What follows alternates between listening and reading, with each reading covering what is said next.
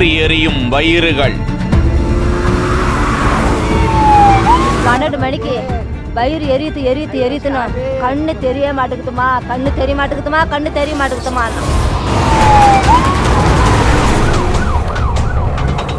கள்ளக்குறிச்சி அரசு மருத்துவக் கல்லூரி மருத்துவமனையில் ஒப்பாரி ஓலம். புதுச்சேரி ஜிப்மரில் 16 பேருக்கு சிகிச்சை. சேலம் மற்றும் விழுப்புரம் அரசு மருத்துவமனைகளில் 13 பேருக்கு உயிருக்கு ஆபத்தான நிலையில் தீவிர சிகிச்சை. நாங்கள் இங்கெல்லாம் பார்க்க மாட்டோம், நீங்கள் கூட்டு கொண்டு போங்க அப்படின்ட்டாங்க. சொல்லி அங்கே போனோடனே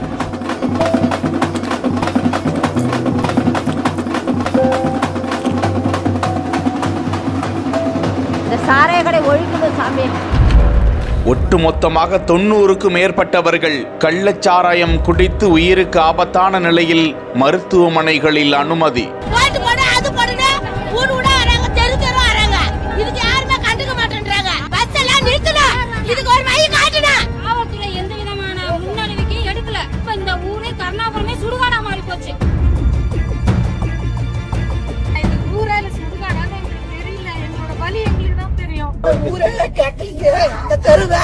இவ்வளவு நாள் கலெக்டர் கூட மனு கொடுத்திருக்காங்க. கலெக்டர் அவருக்கு எந்த விதமான நடவடிக்கையும் எடுக்கல.